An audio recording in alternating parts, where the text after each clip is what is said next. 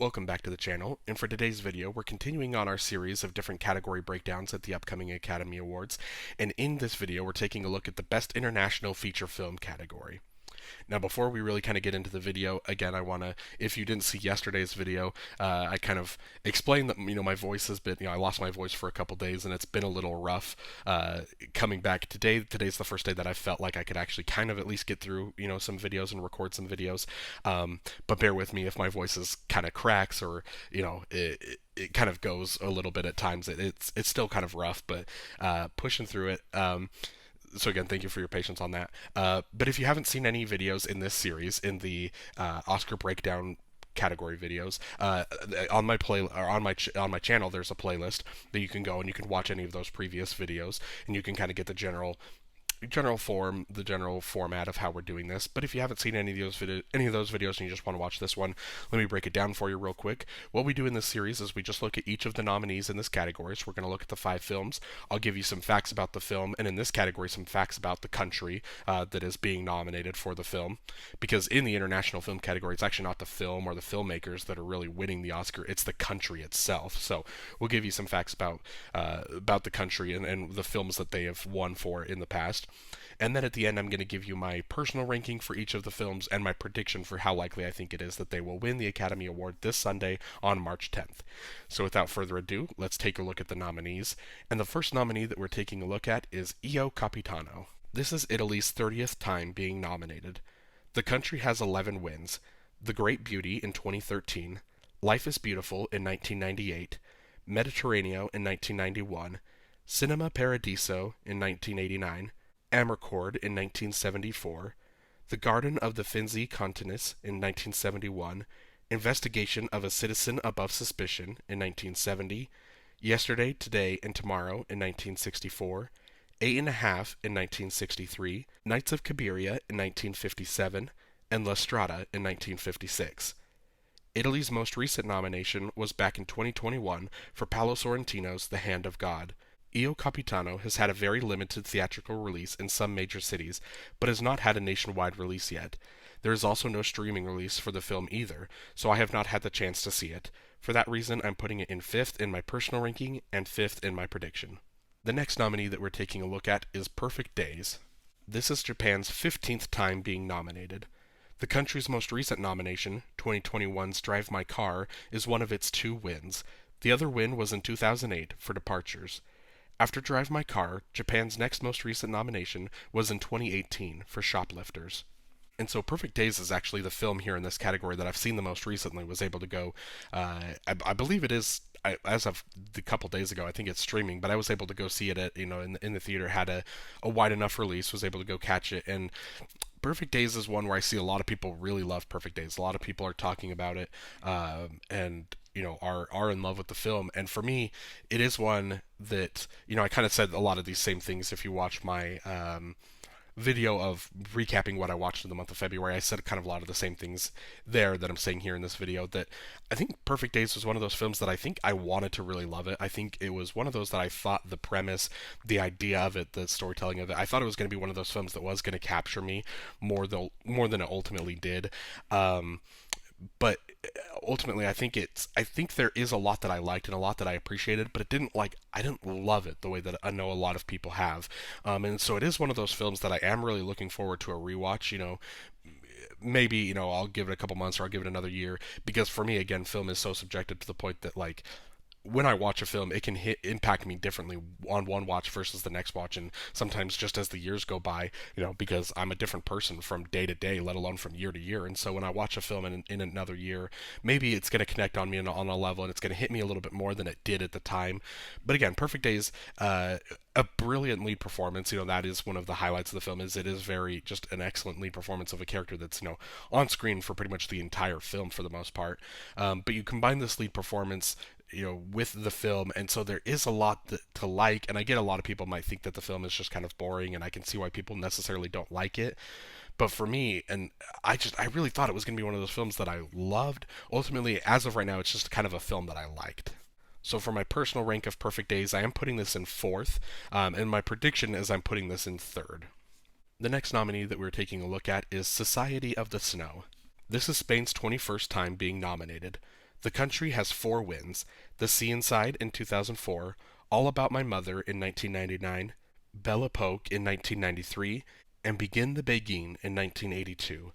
Spain's most recent nomination was in 2020 for Pedro Almodovar's Pain and Glory.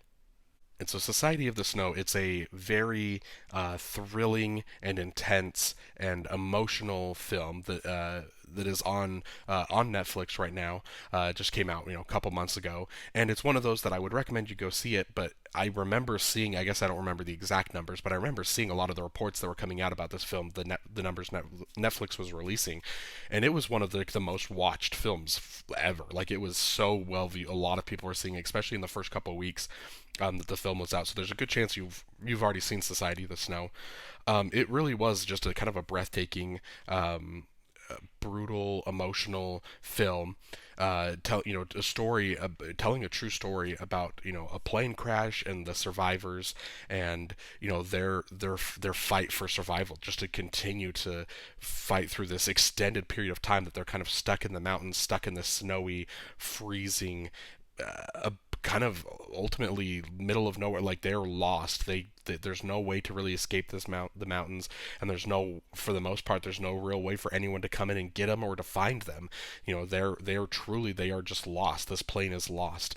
And so it really is just a story of survival, a story of perseverance from all of these kids on this plane. And it really is, it's an inspiring story, but for the most part, it really is. It's harrowing, it's sad, it's thrilling, it's stressful. It really is, at times kind of a tough watch, and I do know that there's a lot of people that, for that reason, have had a little bit of issues watching, just because it is so intense for that reason, and it is a little bit a hard watch. But if you are able to kind of stomach that, you really do get a beautiful, strong story about perseverance is really kind of the main theme of this story. And so ultimately, I really did enjoy Society of the Snow, and I recommend you check it out as well, if you haven't seen it. So for my personal ranking of Society of the Snow, I'm putting this in third, and my prediction is second. The next nominee that we're taking a look at is The Teacher's Lounge. This is Germany's 22nd time being nominated. The country's most recent nomination, 2022's All Quiet on the Western Front, is one of its four wins. The other three wins are for The Lives of Others in 2006, Nowhere in Africa in 2002, and The Tin Drum in 1979, which is officially submitted for West Germany that year. After All Quiet on the Western Front, Germany's most recent nomination was in 2018 for Never Look Away. And for me, the highlight of The Teacher's Lounge is the lead actress. I believe her name is Leonie Benesch, I think is how you pronounce her name. But she truly does just deliver a phenomenal performance in this film. And again, she's another one of those that I don't recall if there's ever a scene where she's not like in it. There might be times where we're focusing on other characters and she might not be on the screen, but she is still involved in the scene. Everything, the narrative runs entirely through her, to the point that we're not really cutting away from her at any given point. And so the performance that she delivers, I guess, give a little bit about the plot. Is she's a teacher at this new school, and there's kind of becoming an issue around the school. It's a school-wide issue that's kind of impacting her class, and then this issue kind of becomes a little bit more personal for specific students, one of them in particular. So I don't want to get too kind of into the story and kind of giving you too much about what the exact details are and who's guilty, who's not, because I want you to experience this film the way that I experienced it, without really knowing anything when you go in and see it. But the dynamic between the teacher and these students is constantly changing, and with one student in particular throughout the film, and again with some of her colleagues as well. So she's from all over the place. She's with her colleagues, she's interacting, having to interact different. Her relationship is changing, her relationship with her students are changing, her relationship with particular, like, individual one student in particular is 100% changed from where it was at the beginning of the film. And so just throughout the film, you're getting this performance of a woman that, in a sense, her life is kind of just spinning out of control. It's a story about rumors, and a story about the damage that lies, and manipulating the truth, how that can impact people's lives. And you're seeing it with this teacher. You're seeing her life getting completely just twisted and impacted in a way that it is fascinating to watch, but it's horrifying to watch at the same time, because for the most part, it's a teacher, teaching in a school, and so you might think that that could be, in theory, one of the more just like stable, one of the more like easy. I don't want to say easy. It's not easy being a teacher, but just one of the more just like well understood professions. You know what a teacher does, you know what their role is, and then all of a sudden you see this film and you just think like, oh my gosh, there is so much that really can be like happening here, like with a teacher, the different things that they have to deal with on a daily basis, and just the stress that just this film. It's over the course of maybe a week or so, but just the amount of stress and everything that she's having to deal with, all while continuing to deliver this performance of she is a professional, she is a brilliant teacher, she's a brilliant just professional in her field and at her company, at the school that she teaches at. And you just see, as this film goes on, you can just feel the tension rising and rising and rising until we get to the end where things kind of break. The tension boils over, and you get kind of the more, I don't want to say climatic finish, but you do get a finish that is I think honestly, I think the final scene is brilliant. It's one of those films that it doesn't necessarily resolve everything, but it gives you a good conclusion into the character arcs and into what has been happening in this kind of week or so in the life of this teacher, and just the way that everything around her has just become so stressful and intense, and just hard to stomach at times. And so her performance is really what sells the film. And so for me, going into this film, I didn't really know much about it. I didn't know if I was going to love it. Ultimately, I really really loved The Teacher's Lounge. So for my personal ranking, I am putting this in second, and then my prediction is I'm putting this in fourth. And the final nominee that we're taking a look at is The Zone of Interest. This is the United Kingdom's third Oscar nomination. The country's other two nominations are for Solomon and Gaynor in 1999 and for Head Win in 1993. While the UK doesn't have an Oscar yet, it's going to win this year, as in the history of the Oscars, all 9 films that were nominated for Best Picture and Best International Film in the same year have gone on to win Best International Film. And so ultimately, this is one of the biggest locks of the night. The Zone of Interest is going to win Best International Film. Again, just because if you're nominated in International Film and in Best Picture, clearly the Academy has already said where their taste lies. They've already said that, of these 5 nominees in international film, one of them is also a Best Picture nominee. Like that's how good it is. And so when you have a Best Picture nominee in a group of 5, 4 other films aren't Best Picture, like you've already tipped your hand. You've already told us where you're going with that film, and essentially that is the decision. That is what's going to happen. The Zone of Interest is going to win the Oscar. It would have been really interesting to have seen if France had submitted Anatomy of a Fall as their submission, because again, if you aren't super familiar with how international film works at the Oscars, is each country can only submit one film to be considered. And so this year, France, they submitted The Taste of Things. That was their submission instead of Anatomy of a Fall. And so it would have been interesting to see if they would have submitted Anatomy of a Fall instead, if we could have got both Anatomy of a Fall and The Zone of Interest in this category, because it would be interesting to see 2 Best Picture nominees fighting, duking it out in the Best International Film category. I think that would have been, that would have been exciting. But ultimately, they didn't. So we just have The Zone of Interest here, and the Society of the Snow did receive multiple Oscar nominations. So don't act like it's not. Just because it's not like a one nomination, it's not worthy of discussion. But I mean, if you just think back to, I think it was 2 years ago when Drive My Car won. So Drive My Car, Best Picture nominee, ended up winning international. That same year was The Worst Person in the World, which I think got like 3 Oscar nominations, if I'm not mistaken, including a screenplay. So it got one of the above the line. And so that was the year that I think a lot of people were really kind of considering that maybe you could kind of have that trend break and kind of an upset there in that situation. Ultimately, that's not what happened. Drive My Car still ended up pulling away over The Worst Person in the World. So I just think that the just, I mean, again, it's just kind of, it spoils it if you have a film that's in Best International and also in Best Picture. You've already told us that you love this film so much. And again, and also because, I mean, let's finally, now that I've kind of rambled about how, there's the optics, I guess, of the nominations look, let's just get into the actual film, The Zone of Interest. It's a it's a brilliant film. It is one of the tougher, one of the more chilling, kind of a hard watch because of the subject matter and because of what's kind of happening on in the background in the distance throughout the film. But ultimately, it really is just it's an impactful film. It's telling a story that is captivating because it's ultimately it's a story that we've seen a lot. A story about the Holocaust, but it's told from this really unique and interesting perspective of what if we tell a Holocaust story, but just through one of the families, a family of Nazis and their impact and their role within within the Holocaust in general, and how they kind of bring that home with them. How does this affect their home life? How does this affect them thinking that they're just this normal perfect family without really fully the grasp of not realizing or not caring that they are monsters.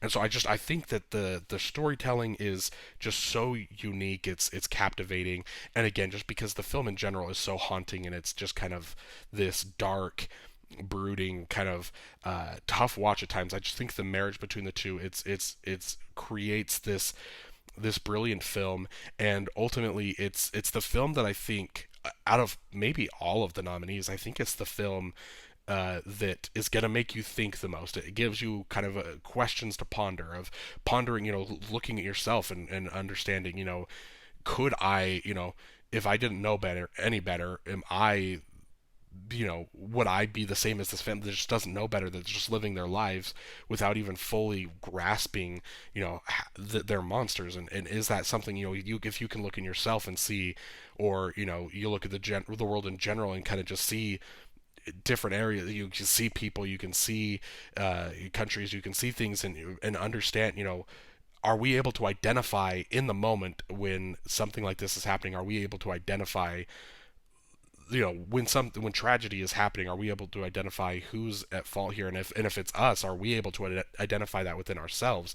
So I think there's a lot of things to just kind of ponder, a lot of themes, a lot of messages within the film, and then ultimately it's just so much of the way that the film is crafted. It just sticks with you. And so ultimately, I think Jonathan Glazer here for The Zone of Interest, I think he has just crafted a brilliant film. I'm glad that it's going to win here in international film, and I'm glad that it's getting Best Picture recognition as well. So my personal ranking for The Zone of Interest is first, and my prediction is first as well. And that's it. Those are the nominees for Best International Film at the upcoming Academy Awards here this Sunday on March 10th. Let me know down below in the comments what films you're rooting for and what film you think is going to win. And then also let me know if there's any films that you think were snubbed that you would have liked to see get in. Obviously we talked about Anatomy of a Fall. Ultimately, it's kind of hard to say it's a snub just because it wasn't even nominated.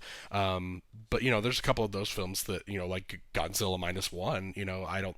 Obviously that wasn't Japan's submission, so there's going to be films like that weren't even submitted that had no chance of really getting in. So let me know about those, or if there is things like The Taste of Things or Totem. There were other films that or Fallen Leaves. There were other international films that very easily could have, I think, gotten into this category that were submitted. So again, just let me know of any snubs that you think there were in the comments below. And then thank you guys so much for watching. Again, I think I mentioned this in yesterday's video. I think it's today is going to be the day that I do a double upload with this and the next category. So stay tuned a little bit later tonight. There's probably going to be a second upload coming for you. So thank you so much for watching, and have a great day.